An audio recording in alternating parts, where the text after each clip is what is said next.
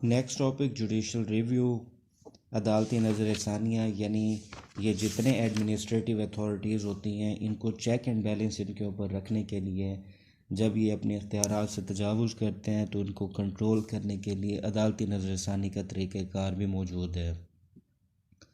The concept of judicial review of administrative action has develop through experience. जैसे जैसे मुआशरा तरक्की करता गया ये चीज़ सामने आई कि इनको भी चेक करने के लिए अदालती इनके ऊपर चेक एंड बैलेंस रखना ज़रूरी है। And it has been established that if the administrative authorities are allowed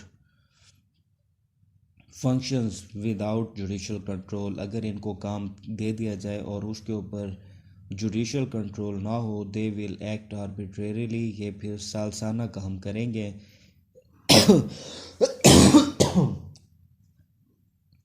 यानी फिर ये अपनी मर्ज़ी के मुताबिक काम करेंगे, कानून के मुताबिक नहीं करेंगे। The function of judicial review is to act as a check against excess of power. जहाँ ये अपने इख्तियारात से आगे बढ़ेंगे तो फिर इनको जुडिशल रिव्यू के ज़रिए रोका जाएगा। इंडेरोगेशन ऑफ प्राइवेट राइट, ताकि ये प्राइवेट राइट को ना तोड़ें, प्राइवेट राइट कायम रहने चाहिए।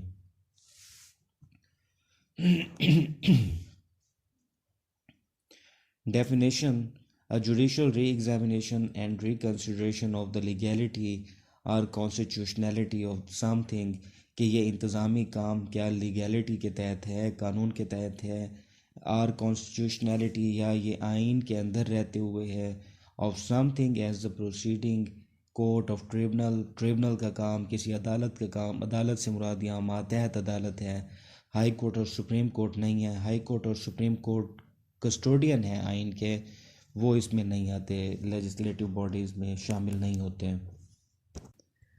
उसके बाद आ जाए काइंड्स ऑफ जुडिशल रिव्यू पे। स्पेसिफिक स्टैट्यूटरी रिव्यू, ये इसकी अक़साम दी हुई हैं, 3 इसकी अक़साम हैं। स्पेसिफिक से मुराद है स्पेशल स्टैट्यूटरी रिव्यू, लेबर को जो डील करते हैं वो स्पेशल लॉज हैं लेबर के, हमने पढ़ा है लेबर लॉ, पार्ट 3 में भी है लेबर एंड टैक्सेशन लॉ। इसी तरह लैंड लॉज भी अलग ही हैं, उसमें हमने लोकल एंड स्पेशल लॉ पढ़ा है, लैंड एक्विजिशन एक्ट पढ़ा है। ये सारे उसको जो ट्रीट, उनका जो जुडिशल रिव्यू होगा, ऐसे लोग जो इन कवानीन के तहत काम कर रहे होंगे उनका रिव्यू कहलाएगा स्पेसिफिक स्टैट्यूटरी रिव्यू। और दूसरी किस्म है general statutory review. It is provided under common law, ये कॉमन लॉ के तहत मौजूद है। Of land open to all suit for damages declaration and injunction, ये सब लोगों के लिए है। जिसका भी कोई नुकसान होगा वो डैमेजेस के लिए आएगा, जिसका कोई राइट एक्सेप्ट नहीं करेगा वो डिक्लेरेशन के लिए आएगा, और इंजंक्शन जहाँ पे भी कानून की खिलाफ वर्जी होगी तो वो हुक्म इम्तना के लिए, ये स्टे के लिए, इंजंक्शन के लिए अदालत आएगा। और तीसरा है no statutory review, non statutory review. It is not provided under statute, it is provided under constitutional remedy. आइन के अंदर इसकी कोई रेमेडी मौजूद नहीं है, ना लेबर लॉज में है, ना लैंड लॉज में है, ना कॉमन लॉ के अंदर ये रेमेडी मौजूद है, बल्कि ये जो नॉन स्टैट्यूटरी रेमेडी है ये आइन के अंदर मौजूद है। आर्टिकल 199 के अंदर हाई कोर्ट के पास इख्तियार है, जब पब्लिक फंक्शनरीज कोई ऐसा काम करें जो ना स्पेसिफिक स्टैट्यूटरी रिव्यू में आता हो, ना ही जनरल स्टैट्यूटरी रिव्यू में आता हो, तो फिर उनको नॉन स्टैट्यूटरी रिव्यू के तहत, उनको आर्टिकल 199 के तहत उनका जुडिशल रिव्यू किया जाता है। या supreme court 184 article 184 sub article 3 के तहत, यानी 184(3) के तहत जो है वो अदालती नज़रसानी का किरदार अदा करती है। और 5 किस्म की रेटें होती हैं जो वहाँ पे की जा सकती हैं: writ of mandamus, writ of certiorari, writ of quo warranto, writ of habeas corpus और रिट ऑफ सर्चुररी। ये पांचों की मैं आपको तारीफ़ें में भेज देता हूँ, 1 पेज की हैं, वो आप देख लेंगे, आसान है। पब्लिक फंक्शनरीज को कहा जाता है जो काम वो करने की पाबंद होती हैं कि आप ये काम क्यों नहीं कर रहे, आप करें। कुछ काम ऐसे होते हैं जो जो रोके जाते हैं, उन्हें प्रोहिबिशन कहा जाता है। प्रोहिबिशन प्रोहिबिट से निकला है इसी तरह जो मेंडामस है, मेंडामस से मुराद होता है कि किसी काम की ताकीद करना। फिर सर्चोरेरी की रिट है जिसमें किसी को दायरे कार में रखने के लिए कानून उसे कुछ काम रोकता है और कुछ काम करने का कहता है। फिर कोवरंटो है, वहाँ अदालत उससे इस्तफसार करती है, पूछती है कि बताएं ये आपने इख्तियार किस कानून के तहत इस्तेमाल किए। इसी तरह हैबियस कॉर्पस की रिट है जिसमें हब से बेजा केस होते हैं। किसी पुलिस ने या किसी एजेंसी ने मिसिंग पर्सन का, जैसे पाकिस्तान में केस रहा है, ये फिर अदालत वहाँ पे पूछती है उस एजेंसी से कि इसको क्यों, किस वजह से आपने गिरफ़्तार किया हुआ है, इसको रिहा करें और कानून के दायरे कार में ले आएँ ताकि कानून उससे पूछे और कानून के मुताबिक उसे डील करें। उसके बाद आ जाएँ grounds of judicial review of administrative action. इंतज़ामी लोगों के ख़िलाफ़ हमें ये क्यों करना पड़ा है, इसकी वजह क्या थी। अनरीज़नेबलनेस, जहाँ नामुनासिब काम करते हैं वहाँ ज़रूरी हो गया था। इम्प्रॉपर मोटिव और मेलाफाइड, बदनीयती आ गई थी, करप्शन आ गई थी, पैसे लेके लोगों के काम करना शुरू कर दिए थे।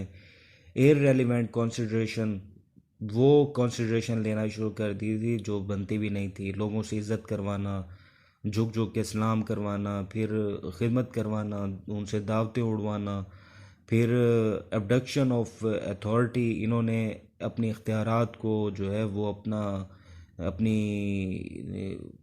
घर की जो है वो ग़ुलाम समझा हुआ था। एरर ऑफ जुरिस्डिक्शन, हालांकि वो जो यानी उनके पास होता है ओहदा, वो उनका एक अमानती इख्तियार होता है, सिर्फ उसी हद तक वो उसे इस्तेमाल कर सकते हैं। एरर ऑफ जुरिस्डिक्शन यानी उनका इख्तियार समात नहीं होता और फिर भी वो वहाँ पे अपने इख्तियारात इस्तेमाल कर रहे होते हैं। प्रोसीजरल डिफेक्ट्स, या वो अपने जो प्रोसीजर वो फॉलो कर रहे होते हैं वो ही गलत कर रहे होते हैं। ये यहाँ पे 7-8 जो दिए हुए हैं, इन सब को आपने सही तरीके से देख लेना है।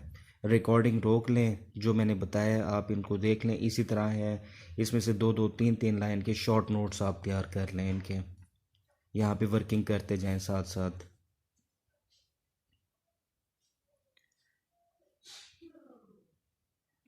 नेक्स्ट इसका हिस्सा जो है वो है मोड्स ऑफ जुडिशल रिव्यू। मेरे पास पेज नंबर 67 है, आपके पास जो भी होगा आप देख लें कि प्रोसीजरल डिफेक्ट्स के बाद नेक्स्ट हेडिंग है मोड्स ऑफ जुडिशल रिव्यू। के जुडिशल रिव्यू कितने तरीक़ों से मिलते हैं? 2 तरीक़ों से मिलते हैं, पब्लिक लॉ रिव्यू और प्राइवेट लॉ रिव्यू।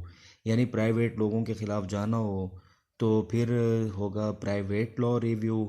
कोई हमसाया तंग कर रहा है, कोई आपकी ज़मीन के ऊपर कब्ज़ा कर रहा है, किसी ने कॉन्ट्रैक्ट की ख़िलाफ़ वर्जी की है, स्पेसिफिक रिलीफ एक्ट के तहत आप प्राइवेट लॉ रिव्यू मांग सकते हैं। पब्लिक लॉ रिव्यू यानी पब्लिक लॉ रिव्यू यही है जो एडमिनिस्ट्रेटिव अथॉरिटीज़ के ख़िलाफ़ है। जो मैंने 5 रिटें बताई हैं वो मैं आपको भेज देता हूँ। पब्लिक लॉ रिव्यू के नीचे वो आप 5 रिटें लिखेंगे और प्राइवेट लॉ रिव्यू के नीचे आप 3 चीज़ें लिखेंगे। एक डैमेजेस, दूसरा इंजंक्शन और तीसरा डिक्लेरेशन। डैमेजेस, डिक्लेरेशन और इंजंक्शन ये प्राइवेट लॉ रेमेडीज़ हैं। और पब्लिक लॉ रेमेडीज़ जो हैं वो 5 रिटें हैं जो मैं आपको भेजता हूँ, वो आपने देख लेनी है। एक एक लाइन की वो डेफिनेशन है, मैंने वो 5 बता भी दी हैं आपको।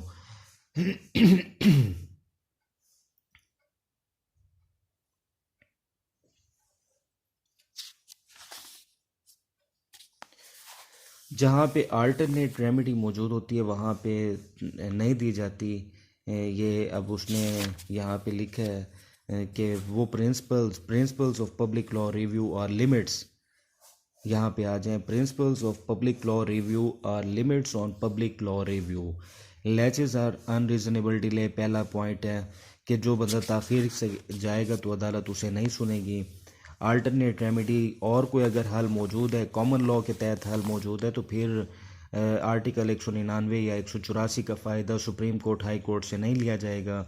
रेस जुडिकाटा जहाँ लग चुका हो, यानी यहाँ जहाँ पे एक मामला सुना जा चुका हो उसे दोबारा नहीं सुना जाएगा। फिर modes of public law review दिया हुआ है, प्राइवेट लॉ रिव्यू दिया हुआ है, वो मैं आपको सेंड कर देता हूँ। फिर इंजंक्शन आपने लिखना है, डैमेजेस लिखने हैं। और इंजंक्शन की 3 किस्में हैं। एक टेम्परेरी होता है, कुछ अरसे के लिए। परपेचुअल कि अदालत मुस्तकिल लगा देती है कि जब तक मैं फ़ैसला ना कर दूं तब तक जहां है जैसे है कि बुनियाद पे रोक दें ताकि पार्टियां आपस में ना लड़ें। मैंडेटरी जहां पे ताकीद की जाती है कि फ़लाँ काम करो। ये यहाँ तक लिख लेना है। लिमिट्स हैं जुडिशल रिव्यू की, फिर नेक्स्ट पेज पे 70 पे वो आपने लिखनी है। 3-4 दी हुई हैं कि अदालती कार्रवाइयों को नहीं रोका जाएगा। इसका मकसद ये नहीं है कि अदालत को काम से ही रोक दिया जाए, निचली अदालतों को, ट्रिब्यूनल को काम से ही रोक दिया जाए। No interference with possible interference possible in interpretation of law. कानून की तशरीह भी नहीं रोकी जाएगी, कानून की इम्प्लीमेंटेशन भी नहीं रोकी जाएगी। लोग कहें जिस सड़कें बन रही हैं वो भी रोक दें, हमारा घर आ रहा है दरमियान में, इस तरह के तमाम मामलात में जुडिशल रिव्यू नहीं होगा।